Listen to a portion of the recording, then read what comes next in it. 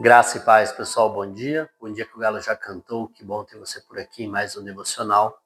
Hoje a nossa palavra continua no capítulo 16 de Atos, ainda ali na prisão com Paulo e Silas, mas hoje, principalmente no versículo 27. Nós vamos ali a partir do 24, que diz assim, Atos 16, 24. Tendo recebido tais ordens, ele os lançou no cárcere interior e lhes prendeu os pés no tronco. Por volta da meia-noite, Paulo e Silas estavam orando e cantando o hino a Deus. Os outros presos os ouviam. De repente, houve um terremoto tão violento que os alicerces da prisão foram abalados. Imediatamente todas as portas se abriram e as correntes de todos se soltaram. O carcereiro acordou e, vendo abertas as portas da prisão, desembainhou sua espada para se matar, porque pensava que os presos tivessem fugido. Mas Paulo gritou: não faça isso, estamos todos aqui. Amém. Então Paulo e Silas estão presos injustamente e amarrados. Eles estavam louvando o Senhor e o texto diz de repente, mas para acontecer esse de repente, como nós vimos na semana passada, precisou eles estarem orando e adorando ao Senhor enquanto estavam sendo maltratados, estavam presos. E aqui, durante tudo isso acontecendo, de repente, este terremoto liberta os prisioneiros. Abrem-se as portas das prisões, e as correntes de todos se soltaram. O texto é muito claro e diz que todas as correntes se soltaram. E aí o carcereiro acordou e ia se matar, porque era de responsabilidade deles, todos estes presos que estavam ali, e eles soltando e saindo, a culpa seria dele, sendo que ele não tem nada a ver com isso. Mas o que chama atenção é que Paulo grita: não faça isso, estamos todos aqui. E esse texto ele fala muito comigo, porque provavelmente a hora que as correntes se soltassem, as portas se abrissem ali, eu iria falar: graças a Deus, louvado seja o nosso Senhor que nos libertou, e sairia correndo, daria no pé, até porque não era nem para estar ali, eles estavam presos injustamente, mas a presença do Senhor e o relacionamento com o Espírito Santo faz com que eles permanecessem ali para poder salvar este guarda, e o guarda que estava para se matar ali porque era de responsabilidade dele. Escuta, não faça isso, nós estamos aqui. Imagine o que está passando na cabeça do guarda. Talvez seja até um espanto maior do que o meu, porque eles estavam presos ali. Todas as correntes se arrebentaram com o abalar do Senhor naquela terra ali, com aquele terremoto, de que até os portões se abriram. Imagine aqueles ferros batendo, abrindo, as portas se abrindo aqui, e eles não fugiram, eles não saíram, eles permaneceram ali, eles continuaram ali, mesmo eles sendo inocentes, o Senhor já libertando eles, quebrando as correntes, abrindo os portões, eles permaneceram ali, ainda por conta deste guarda, porque eles tinham um relacionamento tão íntimo com o Senhor, tão próximo do Senhor, o apóstolo Paulo, de que ele sabia que não era a hora de saírem dele. Ele discerniu no Senhor que era para permanecer ali por mais um pequeno tempo, por mais um período, mesmo ele estando injustamente, mesmo ele já estando liberto, ele permaneceu ali. Ele fez ficar ali, permanecer ali pela vida do guarda. Nós vamos ver amanhã que o guarda ele pede a Paulo o que ele precisa fazer para ser salvo. Então, pelo Espírito Santo, Paulo permanece ali, mesmo estando já liberto.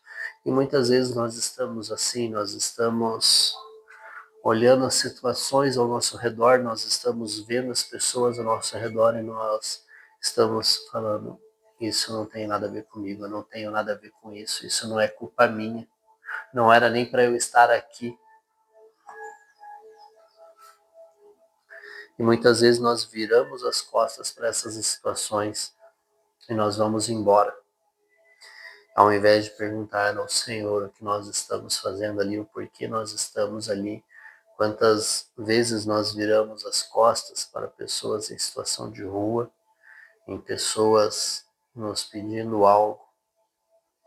Às vezes nós não precisamos dar nada, às vezes nós só precisamos enxergar a pessoa, às vezes nós só precisamos estar ali, porque mesmo nós estando livres, nós precisamos permanecer mais um pouco. Nós estamos livres para ir embora, mas nós estamos falando, eu não tenho nada a ver com isso. Até porque Paulo poderia falar, eu não tenho nada a ver com este guarda. Ele me prendeu e nem culpado eu era. Tudo bem, ele só recebeu ordens, mas eu não tenho por que ficar aqui. Então, muitas vezes nós não temos o porquê ficar, nós não temos o porquê fazer, nós não temos nada a ver com isso.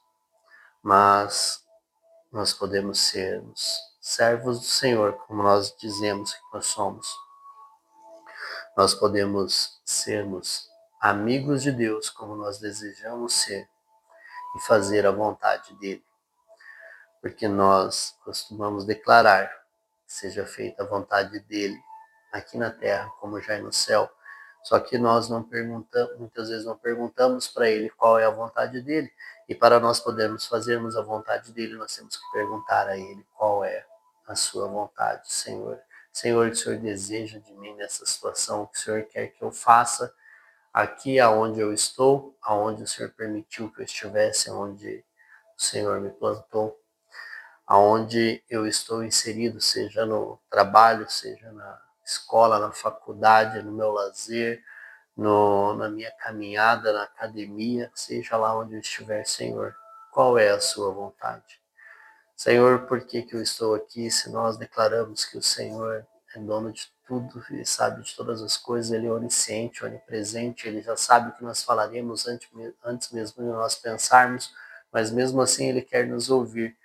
Nós devemos perguntar a ele, Senhor, qual é a sua vontade para este momento? Aqui o texto não diz que Paulo perguntou a vontade do Senhor, mas provavelmente Paulo ouviu do Espírito Santo. Permaneça aí mais alguns segundos, continue aqui, que você verá e perceberá qual é a minha vontade, porque nós vamos ver que este guarda é salvo ele e todos de sua casa. Então, qual é a vontade do Senhor para mim e para a sua vida, aonde nós estamos? Qual é a vontade do Senhor neste momento? Qual é a vontade do Senhor para este dia, para aquilo que eu vou fazer hoje, todo o meu trajeto durante o dia, de todas as pessoas as quais vão passar por mim neste dia? Qual é a vontade do Senhor? Qual é a vontade do Senhor através de mim? O que Ele quer, para que Ele quer me usar neste dia?